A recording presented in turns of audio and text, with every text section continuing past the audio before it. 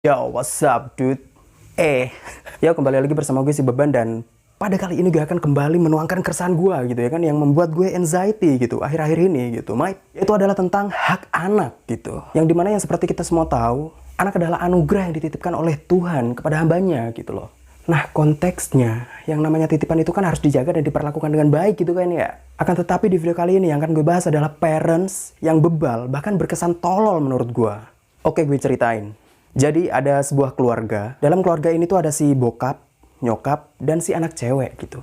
Si anak cewek ini tuh baru putus dari cowoknya. Dan singkat cerita berselang beberapa bulan or tahun kalau nggak salah, si anak cewek ini tuh mau dijodohin sama bokapnya. Dan mau dijodohin sama someone yang rich dan umurnya lebih tua gitu dari si cewek ini gitu. Kayak beda berapa tahun gitu kalau nggak salah. Tapi untuk rincinya gue nggak tahu.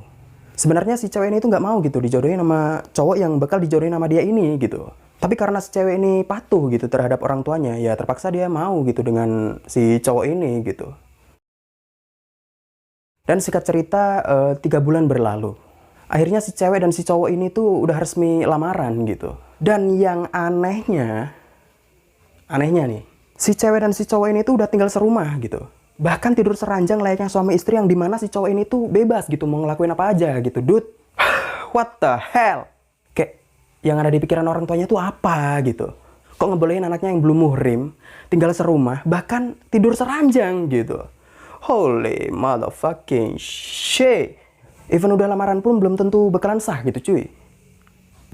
Pikir lah, gak bisa gitu lah mate. Akhirnya si cewek ini udah nggak tahan and finally dia berani speak up gitu. Tapi ke mantannya. Ya curhat lah ceritanya ke mantan gitu ya kan. Dan si cewek kayak minta saran dan solusi gitu untuk bisa lepas dari belenggu ini gitu. Dan kebetulannya si mantannya ini tuh temen gua gitu. Dikarenakan si temen gue ini juga confused mau ngasih saran dan solusi yang kayak gimana. Akhirnya si temen gue ini minta tolong lah. Minta bantuan ke gua gitu untuk ngebantu dia mikirin saran dan solusinya gitu. Dan akhirnya teman gue ini ngejelasin lah semua kronologinya ke gue gitu. Dan makanya kenapa itu gue bisa sampai tahu cerita setolol ini gitu loh. And next si cewek ini tuh cerita kalau dia itu pengen kabur atau bahkan suicide gitu. Karena dia udah nggak tahan dengan semua ini. Karena apa? Karena ternyata si cewek ini tuh udah pernah dipakai gitu cuy. What the fuck? Makanya dia putus asa karena ngerasa bahwa dirinya tuh udah kotor. Dan nggak pantas buat hidup. Dan asal kalian tahu yang kronis plus kompleksnya lagi, ternyata si cewek ini gak cuma dipakai sama si calon suaminya, tetapi juga dipakai sama si calon bapak mertuanya juga ngentot. Oh, holy fuck. Fuck perspective in laws gitu bangsat. Dan sedihnya lagi si cewek ini tuh gak berani ngomong sama orang tuanya atau kerabatnya atas perlakuan tidak senonoh yang dia alami. Dan si cewek ini tuh udah sering pulang ke rumahnya sendiri, upaya untuk menghindar dari si calon suaminya dan si calon bapak mertuanya yang cabul ini sebenarnya. Tetapi apalah daya gitu. Ketika si cewek ini pulang, malah dimarahin habis-habisan sama bokapnya dengan alibi harus nurut gitu dengan calon suami. Si cewek juga goblok, gak mau jujur gitu loh. Ini semua tidak semata-mata terjadi tanpa alasan, melainkan adalah ambisi si bokapnya supaya si anak ceweknya ini bisa menikah dengan si cowok tajir ini gitu. Alih-alih kelak supaya kehidupan anaknya lebih bisa terjamin dari skala materi tanpa memikirkan hak anaknya untuk berkata iya atau tidak dengan jujur tentang perjodohan ini gitu loh. Dan ya responsif temen gue sebagai mantannya ya sangat care dan berjiwa besar untuk membantu gitu akan problem yang si ex mantannya ini alami. Akan tetapi masalahnya ini loh, temen gue ini minta bantuan gue yang gue sendiri pun gak tahu gitu harus berkata apa about problem ini gitu loh. What the hell?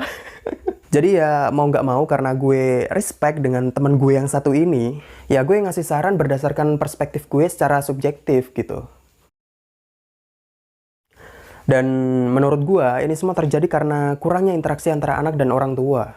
Entah karena si anak basicnya tertutup, atau si orang tuanya yang emang bodo amat dengan anaknya gitu loh.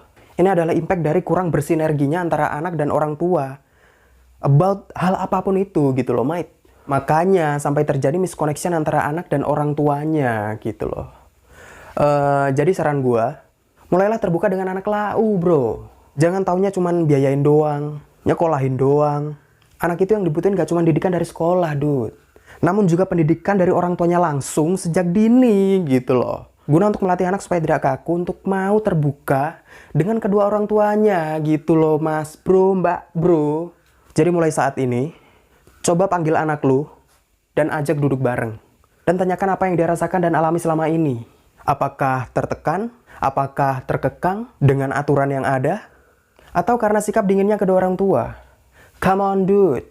Tuhan menitipkan dan lahirlah anak lau. Dan pertanyaannya adalah, apakah anak harus membalas budi kepada orang tuanya? Menurut gua tidak. Anak lahir karena keinginan kedua orang tuanya dan izin Tuhan, bukan keinginan sang anak. Maka, sudah kewajiban kedua orang tuanya untuk merawat, membesarkan, membina, mendidik, memenuhi kebutuhannya, dan mensejahterakannya. Semampu orang tua dan seumur hidup orang tuanya. Jangan dibalik. Orang tua yang baik harus bisa menjadi pahlawan bagi anaknya. Kalau tidak bisa menjadi pahlawan bagi anaknya, setidaknya jangan jadi penyerang. Anak bukan aset orang tua. Sebagai jaminan masa depan orang tuanya, tidak. Anak itu titipan dari Tuhan. Sudah kewajiban orang tua untuk membina, mendidik, dan membesarkannya. Kalau itu bisa berjalan dengan baik, anak pasti akan menghormati orang tuanya. Mari, jangan membenarkan yang menjadi hal biasa.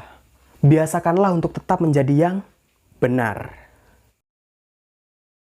Dan itu tadi adalah kata-kata yang gue ambil dari persepsi seorang ayah yang gue temukan di TikTok. Tapi gue lupa nama beliau. But shout out buat beliau dengan penuh respect dari gue. Hormat.